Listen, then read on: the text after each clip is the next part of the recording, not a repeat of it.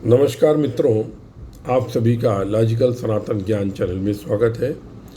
इस चैनल में हम विज्ञान के माध्यम से और लॉजिक के माध्यम से सनातन के साहित्य को समझने का, समझाने का प्रयास करते हैं। बहुत से लोग लाइक करते हैं, शेयर करते हैं, सब्सक्राइब करते हैं, उन सभी को बहुत बहुत धन्यवाद, साधुवाद।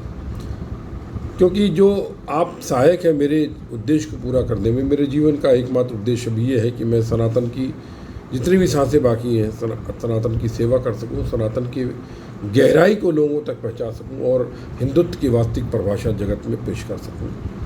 इस दिशा में मैं कोशिश करता रहता हूं और आप लोगों से निवेदन करता हूं कि आप लोग कठिन से कठिन प्रश्न पूछें और जिससे कि लोगों को सनातन के बारे में जो गलतफहमियां हैं वो दूर हो सके।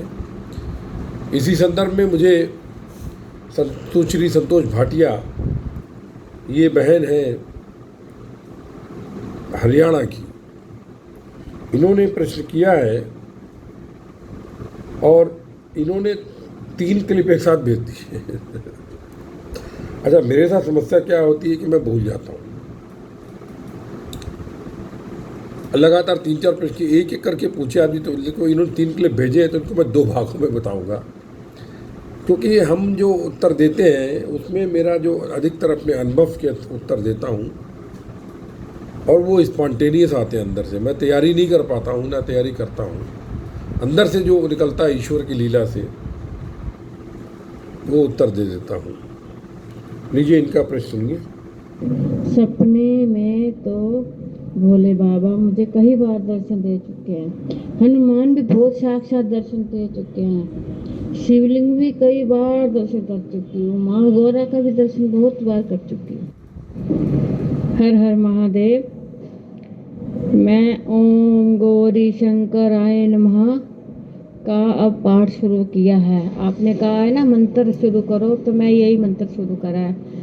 ओम गौरी शंकराय नमः। ये मैं 11 माला करती हूँ, ये मैं 11 माला रोज करती हूँ। आप ये बताएं, जो मैं ये सेवा लगा रही हूँ, श्रृंगार कर रही हूँ, मतलब ये भगवान को मंजूर होता होगा? भगवान मेरा श्रृंगार देखते होंगे?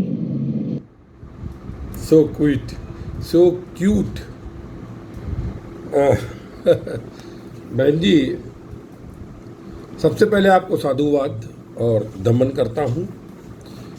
स्वप्न में ईश्वर का दिखाई देना बहुत अच्छी बात है। ये सिद्ध करता है कि आप बहुत अधिक गहराई से धार्मिक हैं, क्योंकि जब ईश्वर के दर्शन होते हैं स्वप्न में तो आनंद तो आता ही है। आप आनंद लेती रहेंगे, स्वप्न में प्रभु कृपा प्राप्त होती है तो बहुत अच्छी बात है। इसके अलावा आपने कहा कि मैंने आपको सलाह दी थी एक मंत्र के लिए। देखिए, वो आपको सलाह इसलिए दी थी कि हम शक्ति का जो प्रसारण करते हैं वो सबसे अधिक मुख के द्वारा करते हैं। तो कभी आपको यदि कोई तकलीफ या संकट होगी और आप अपने मंत्र का जाप कर देंगी तो तकलीफ दूर हो जाएगी। हालांकि आप पे कृपा तो ईश्वर की है, लेकिन उस समय बराबर संकल्प हो पाए ना हो पाए, इसलिए मंत्र जो है आपको करने को बोला था। वैसे मंत्र के साथ यदि आप सचल मन वैज्ञानिक ध्यान विधि कर लेती हैं तो एक बार के आपको सारी शक्तियाँ इकट्ठा होकर के आपको और अधिक अनुभव दे सकती हैं। इसके अलावा आपने कहा कि माला करें ना करें, बराबर। देखिए, मैं ये निवेदन करता हूँ सभी मित्रों से, यार भगवान के नाम में कंजूसी क्यों?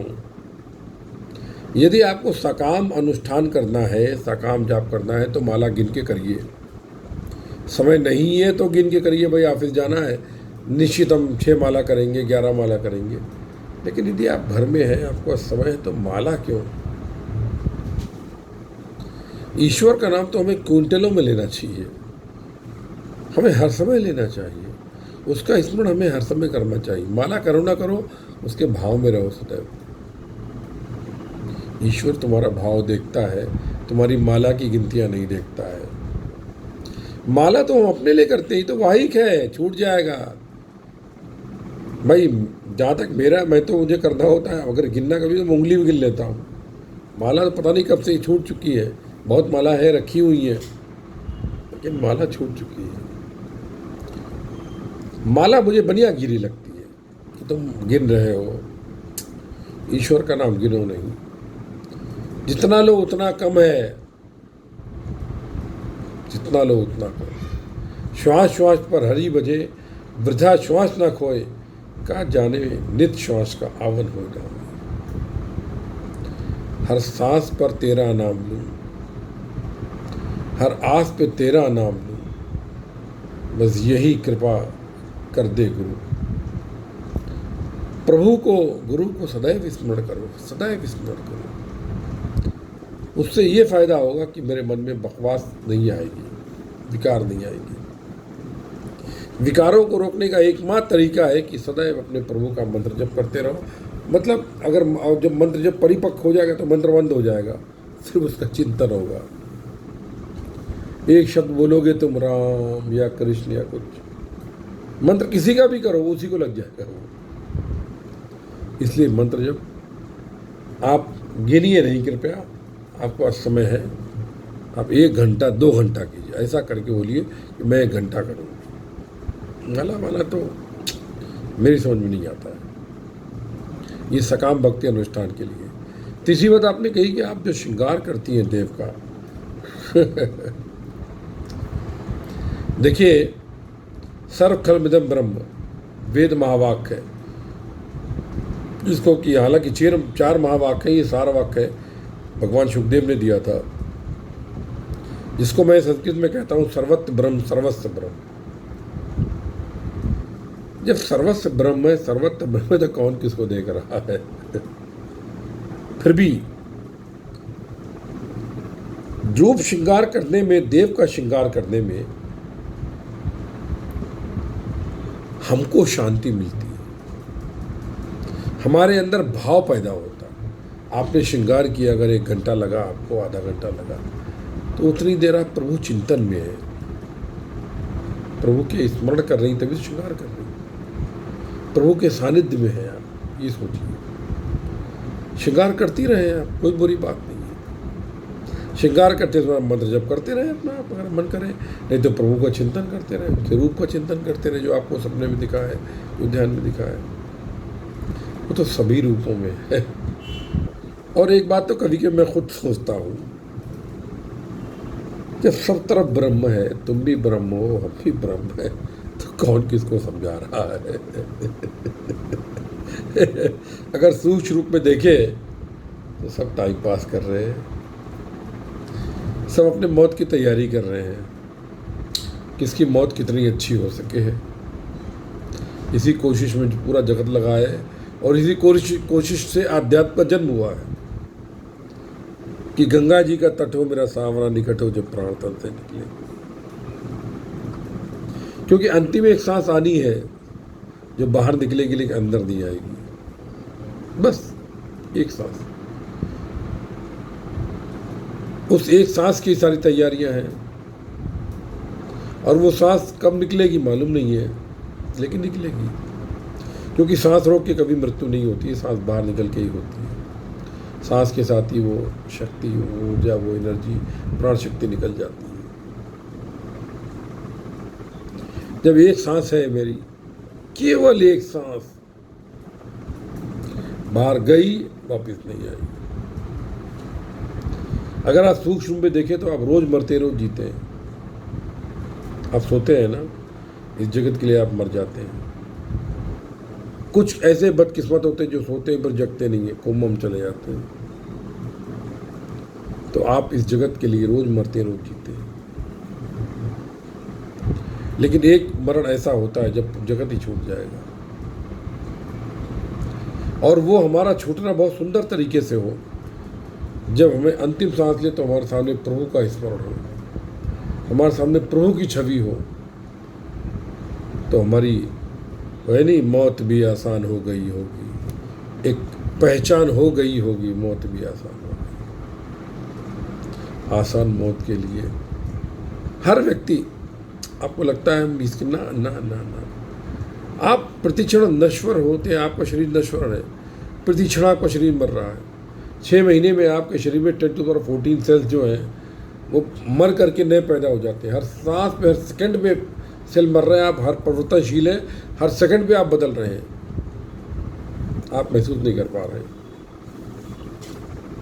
तो ये जगत इसीलिए बोला गया मिथ्या, परिवर्तनशील। इस परिवर्तनशील जगत में अपरिवर्तन केवल एक है, प्रभु का नाम। इस परिवर्तनशील जगत में अपरिवर्तनशील जो है वस्तु, उसको यदि तुम प्राप्त कर लोगे तो तुम भी परिवर्तन से मुक्त हो जाओगे। इसलिए जो कुछ भी हो सकता हो करो, श्रृंगार करना हो श्रृंगार करो, भजन करना हो भजन करो, नवदा भक्ति में जो बताएगा कुछ भी हो, सत्संग करो, प्रवचन सुनो, ईश्वर की फिल्म देखो, फिल्म भी देखो ईश्वर, कोई परेशानी नहीं। उसका जाप करो, नहाते समय, धोते समय, कभी भी। लोग कहते हैं साहब टॉयलेट में नाम लो, मैं तो कहता हूँ वॉशरूम में नाम जरूर लो, उस समय तुम्हें मौत आ गई तो क्योंकि पवित्र अपवित्र तो अंदर की बात है, बाहर तो सब पवित्र है, सब ब्रह्म का रूप है। कुछ भी जगत में अपवित्र पवित्र नहीं है।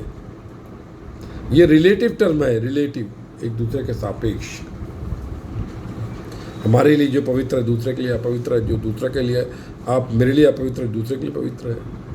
तो आप नाम लेने से फायदा क्या, आप खुद ही समझदार, आप समझ जाएंगे। तो इसलिए आप अगर श्रृंगार कर रही हैं माँ बहन जी, बहुत अच्छा कर रही हैं, करिए, पूरा करिए आप, और दुगने उत्साह से कीजिए। प्रभु देख रहा है। यदि आपका भाव है प्रभु देख रहा है तो देख रहा है, क्योंकि प्रभु तो आप ही के अंदर है। अहम ब्रह्मास्मि। कौन किसको देख रहा है, लेकिन प्रभु देख रहा है। प्रभु देख रहा है, देखता रहेगा, आपके भावों को पढ़ता रहेगा। भाव विभोर होकर के श्रृंगार कीजिए, मंत्र जप करते हुए श्रृंगार कीजिए, कोई परेशानी की बात नहीं। जय गुरुदेव, जय माँ काली, सर्वस्व ब्रह्म सर्वत्र ब्रह्म।